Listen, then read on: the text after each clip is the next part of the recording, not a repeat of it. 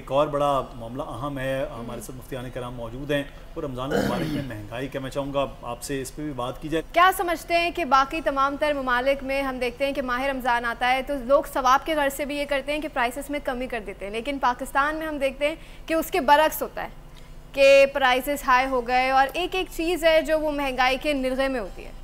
तो आप क्या समझते हैं कि हम एज अ सोसाइटी कहाँ स्टैंड कर रहे हैं, क्या करने की ज़रूरत है, और ऐसा कोई पैगाम आप देना चाहते हैं बोल न्यूज़ की स्क्रीन के थ्रू के लोग जो है इस पर शायद देखकर उन पर कुछ असर पड़े और इस बहाने कुछ नेकियां कमा लें? बिस्मिल्लाहिर्रहमानिर्रहीम। इस एतबार से मैं सिर्फ अफसोस और दुख के साथ इतना कहूँगा कि ऐसे यूनिटी हम कुछ भी नहीं है, बहसीयत कौम हम कुछ भी नहीं है। इसी वजह से हम 76 साल आगे जाने के बजाय हम 76 साल पीछे जा चुके हैं।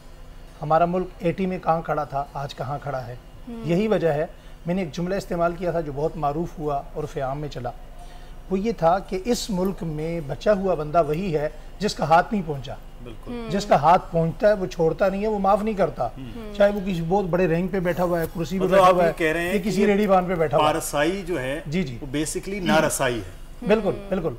असल बुनियादी चीज़ देखें, रमज़ान का असल मकसूद क्या है? रमज़ान का असल मकसूद तकवा है। तकवा क्या है? तकवा किसे कहते हैं? हज़रत हुसैन रज़ी अल्लाह तआला अन्हु जब मताफ़ में तवाफ़ करके फ़ारिग हुए तो किसी शख्स ने कहा, हज़रत मैं एक सवाल करना चाहता हूँ। फरमाया पूछिए। फरमाया मैं आपसे पूछना चाहता हूँ तकवा किसे कहते हैं? तो हज़रत हुसैन रज़ी अल्लाह तआला अन्हु ने एक जुमले में जो तकवे का माना समझाया वो शायद बड़ी बड़ी किताबों में समझना है। हज़रत ने फरमाया कि तन्हाई में अल्लाह से डरने का नाम तकवा है। क्या रेडी वाला फ्रूट बेचते वक्त जब वो मार्जिन देखता है कि रमज़ान का महीना आ गया है, क्या ये अल्लाह से डरता है? ग्रोसरी वाला सामान देते वक्त अल्लाह से डरता है, कपड़े वाला अल्लाह से डरता है। चीज़ें हम जान भी लेते हैं। लाहौर और इस्लामाबाद की सूरत हाल। जाफर बिन यार लाहौर से हमारे साथ मौजूद है, हमारे नुमाइंदे, और उमर हयात ने इस्लामाबाद से हमें ज्वाइन किया है। उमर हयात, इस्लामाबाद शहर इक़्तिदार, तो क्या रमज़ान मुबारक में भी वही सूरत हाल है जो माजी में हम देखते हैं महंगाई?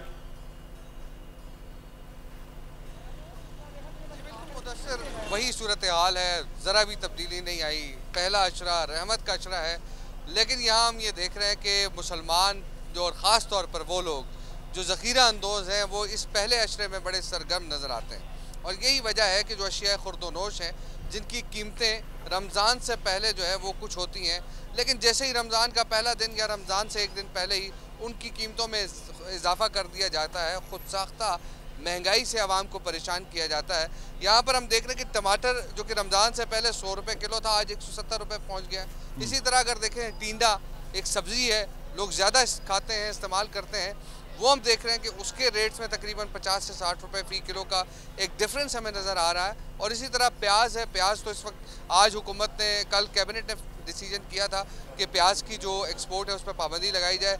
आज वजारत तिजारत ने नोटिफिकेशन किया, लेकिन आज भी मार्केट के अंदर जो सस्ता बाज़ार है यहाँ पर जो प्याज है वो 280 रुपये से 320 रुपये तक फ़रोख्त हो रहा है, और आम मार्केट में ये रेट्स जो हैं वो तकरीबन 360-370 रुपये तक है। इसी तरह दीगर जो अशिया हैं उनके रेट्स भी। ठीक है, उमर हयात हमें इस्लामाबाद के सूरत हाल से अपडेट कर रहे थे। रुक करेंगे लाहौर का, जहां पर हमारे नुमाइंदे जाफर बिन यार मौजूद हैं। जाफर, बताइएगा लाहौर में क्या सूरत हाल देख रहे हैं? बाज़ारों में, सस्ते बाज़ारों में इस वक्त क्या सिचुएशन है? महंगाई में कुछ कमी देख रहे हैं?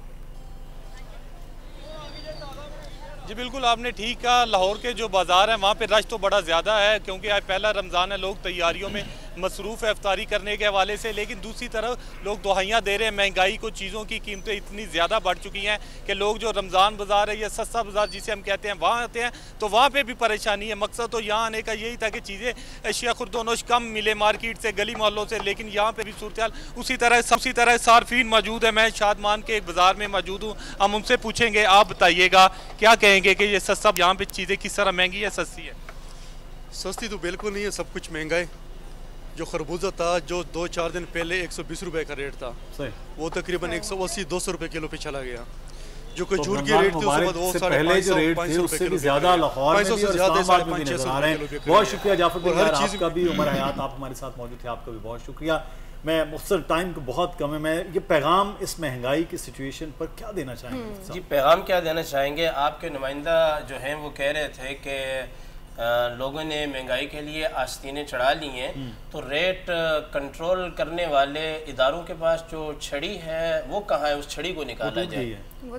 वो टूट गई है, तो उसे टूटना नहीं चाहिए, क्योंकि सरकार दो आलम सल्लल्लाहु अलैहि वसल्लम ने रियासत मदीनतुल मुनव्वरा के अंदर एक सुनहरी उसूल बयान किया है कि जो महंगाई करे, कीमत को उठाए बिला वजह, उसको ऊपर लेके जाए, उसकी सरकोबी की जाए।